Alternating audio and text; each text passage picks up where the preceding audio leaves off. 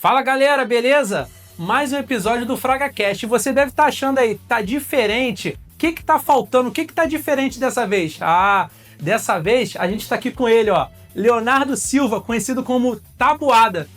Tabuada? Por quê? Fala um pouco aí. Se apresenta aí pra gente aí. Fala pessoal, beleza? Primeiro, muito feliz com o convite aí. Como o Max falou, eu sou o Leonardo Silva, vulgo Tabuada. Sou responsável pela área de inovação da Fraga. E hoje a gente vai trocar um papo legal aqui sobre o crescimento do mercado chinês no Brasil. Então, já que a gente vai falar do mercado chinês, eu queria que você desse aí um panorama de como é que está a frota nesse momento em relação a esse mercado.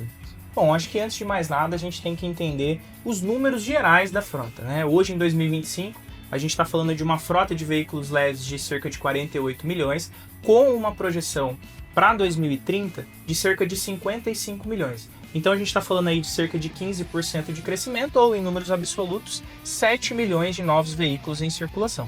E como a gente sabe, novos veículos é mais demanda, afinal os veículos é a matéria-prima do nosso mercado.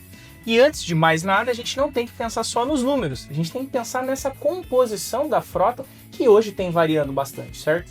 Entendi. E eu tenho percebido, não sei se é uma percepção minha, né? Andando aí na rua, né, com carro, tenho percebido muito veículo chinês andando. Eu não sei se realmente isso daí é uma percepção ou é uma realidade. Essa sua percepção é muito curiosa, Max, porque de fato ela reflete o que os números mostram. Hoje a gente tem cerca de 1,6% da frota de veículos chineses, que dá mais ou menos uns 700 mil veículos, e para 2030 a gente está projetando cerca de 1,8 milhões de veículos chineses, ou seja, 4,6%. Então a gente está falando de um acréscimo de cerca de 1,8 milhões de novos veículos. Então se a gente fizer uma conta rápida daqueles 7 milhões que vão entrar, a gente está falando que 25% dos carros novos serão chineses. Então esse número é bastante expressivo. Então, se os carros chineses detêm 25% da nova frota, sobram 75%, né? Se eu estou fazendo aqui o cálculo certo, corrija-me se eu estiver errado. Como é que vai ficar a dinâmica daqui para frente com esses números? Bom, acho que antes de mais nada eu tenho que tentar desfazer uma confusão aí, né? A gente está falando de, em 2030 a gente vai ter 4,6% da frota de veículos chineses, aí a gente fala de 25% novos veículos chineses e tudo mais. E eu acho que esses jogos de número, ele reflete um pouco de como é o nosso mercado. Então, é como se a frota brasileira hoje fosse um grande oceano. A gente está falando de 48 milhões de veículos.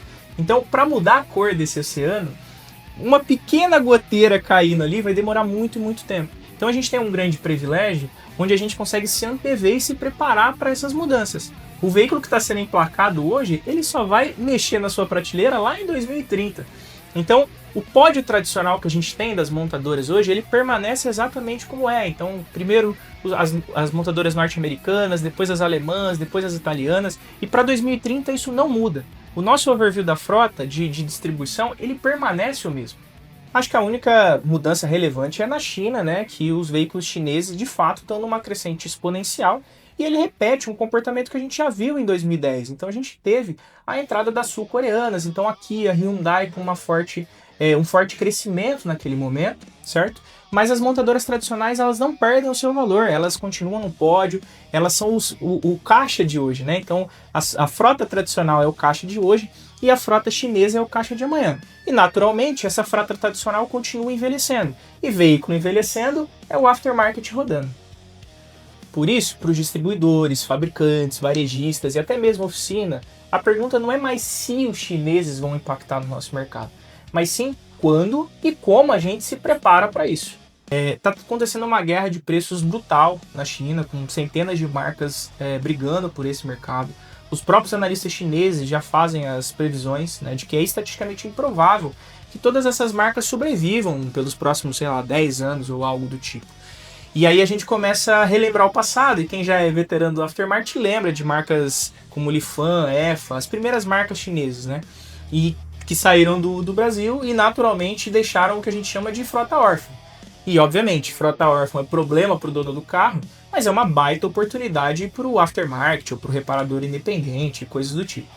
Mas a gente tem um contraponto legal, né? A gente tem dois blocos distintos, digamos assim, né? Então a gente tem as duas gigantes do mercado já consolidadas, a gente tem a BYD e a GWM, a BYD com uma fábrica agora em Camaçari, a GWM com a fábrica em Iracemápolis, então uma produção muito grande aqui dentro.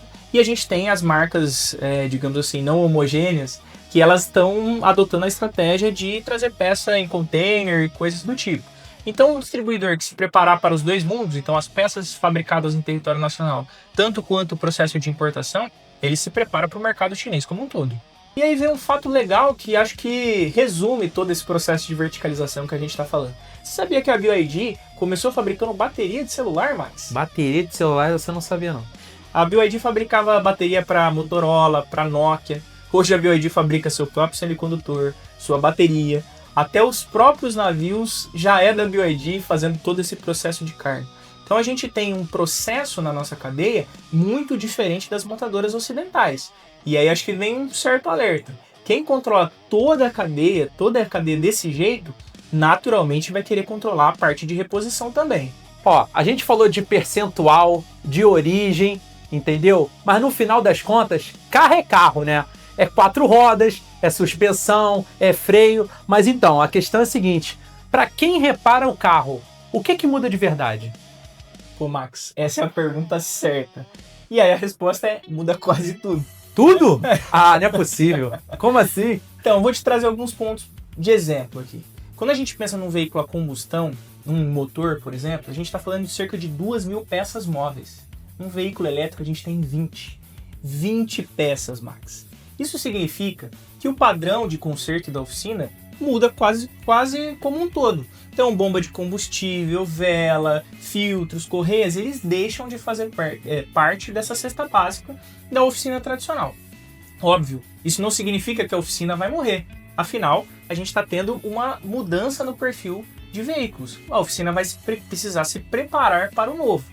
E mais do que isso, né? Boa parte dos veículos chineses que estão chegando, eles são híbridos por plug-in. E híbridos plug-in significa 2 powertrains diferentes e, consequentemente, o dobro do trabalho. A gente tem veículos a combustão, um motor a combustão e um motor elétrico ao mesmo tempo. Então a oficina vai precisar se preparar tanto para mexer com a parte de alta tensão, quanto com o motor tradicional, numa troca de óleo, etc. Então a oficina precisa estar preparada para o novo. Então, o híbrido que todo mundo vê como transição é o dobro de trabalho, certo?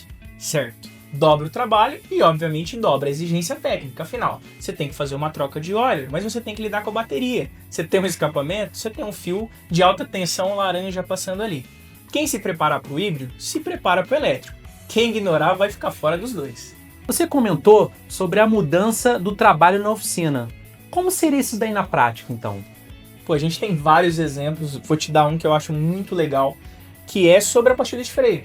Então, quando a gente pensa no freio de um motor elétrico, ele a maior parte do tempo ele é um freio regenerativo, afinal é o motor que está segurando o carro. Então a pastilha que antes desgastava com 30, 40 mil quilômetros, agora ela demora 100 a 120 mil quilômetros. E aí naturalmente você vai falar, putz, então para a oficina é algo ruim? E não necessariamente. A gente tem uma mudança no padrão de reparabilidade. Afinal, se antes eu só pensava em quilometragem, agora eu já tenho casos de pastilha ficando engripada, porque praticamente não tem uso, enferrujando e tudo mais.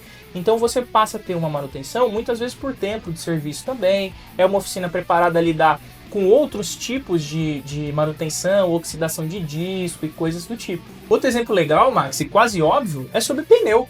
Afinal, a gente tem que um carro elétrico, ele é cerca de uns 300 a 400 kg mais pesado, afinal ele tem uma baita bateria para carregar. O veículo elétrico é naturalmente tem um torque maior, com mais carga, quem sofre mais é o pneu. Já existe uma estimativa que o pneu desgasta cerca de 20% a mais do que em carros tradicionais que a gente está acostumado. Então tá aí, um bom nicho de mercado, uma mudança na manutenção também é sobre a parte de pneus. Outro cara que sofre bastante é a suspensão, e justamente pelo mesmo problema. A gente tem um veículo mais pesado, com mais torque, e as ruas do Brasil a gente conhece, né? Então, naturalmente, a suspensão sofre bastante e você precisa também se acostumar a mexer com esses veículos muito na parte da suspensão. Então, a gente falou de marca, falamos de peça, mas o pessoal quer saber dela, sim, a bateria. O pessoal aí tá meio preocupado se tem instabilidade na bateria. Vamos falar um pouquinho dela. É pro pessoal ficar preocupado ou ficar mais tranquilo? Max, acho que esse é o mito mais importante e lucrativo, eu diria, da gente derrubar. As pessoas têm em mente que uma bateria de carro funciona como a de celular, e não é verdade. Eu não vou entrar em questões técnicas aqui e tudo mais, mas a bateria de um veículo elétrico, híbrido e tudo mais, funciona com uma tecnologia muito diferente. Ela tem uma vida útil muito longa, então assim, fora as questões de segurança, é totalmente diferente do que a gente está acostumado com os aparelhos eletrônicos, tá? E aí eu acho que vem 2 pontos que é muito importante da gente ressaltar. Primeiro é a estratégia agressiva que essas montadoras estão usando, então a gente vê veículos com 8, 10 anos de garantia. Isso naturalmente já reflete parte da confiança que essa parte do carro traz pra gente. E mais do que isso, a gente tem um nicho, passa a ter um nicho novo de mercado. Antes a gente falava muito sobre laudo cautelar de quando você vai comprar um veículo. Agora para veículos elétricos, híbridos, vai fazer sentido você ter um laudo de saúde da bateria. Então esse também é um mercado a ser explorado. E aí quando você para pensar na construção desses veículos elétricos e tudo mais, alguns deles têm as baterias como quase um monobloco, né? Ela fundida a estrutura do carro. E isso naturalmente traz um desafio maior para reparação de funilaria, pintura e coisa do tipo, que agora vai ter que saber lidar com alta tensão na hora de fazer um martelinho de ouro, né? Então, para a gente encerrar o nosso bate-papo de hoje, a pergunta é a seguinte: essa invasão chinesa veio para agregar ou veio para atrapalhar o nosso mercado aftermarket no Brasil? Bom, acho que depende, né? Eu acho que ela é uma grande oportunidade para quem agir rápido. Definitivamente não é uma mudança automática, né? Então quem abraçar aí inteligência de dados no negócio, quem se adaptar, quem estudar, quem se preparar, naturalmente tem um grande mercado para se trabalhar, né? Acho que um fato inegável é que a gente precisa mudar essa concepção de que veículo chinês está relacionado a um veículo de menor qualidade. Isso não é mais verdade, os veículos chineses já fazem parte do aftermarket atual. Mas, obviamente, ela pode ser um grande problema para quem demorar a se adaptar e reagir a essas mudanças, né? A gente já passou por várias ondas de inovações e mudanças no nosso mercado, veículos importados, SUVs, veículo turbo. E os veículos elétricos e híbridos, eles são mais uma etapa dessa transformação. Então, para a gente resumir a nossa conversa, hoje ainda o mercado chinês ele representa uma fatia pequena. A gente está falando de 2030 de cerca de 2,6 milhões de veículos. Mas obviamente que isso no aftermarket já traduz uma pauta nova. O mercado chinês veio e é definitivamente uma oportunidade. Claro que não é uma mudança só para quem vende, mas também para quem repara, para quem fabrica, para quem distribui. Então, quem conseguir abraçar essa nova onda antes, naturalmente tem uma baita oportunidade. E Max, obviamente, eu não vou deixar de puxar a sardinha para o meu lado. Quem precisar de mais informações, a gente tem um baita time de especialistas sobre frota, aplicação, inteligência de mercado como um todo. E quem precisar já sabe aonde procurar. Léo, queria te agradecer aí. Gente, é a primeira de muitas vezes que ele vai estar aqui junto com a gente, tá? E aquele recadinho básico que você já conhece, né? Não esqueça de curtir, compartilhar e até o próximo episódio. Valeu!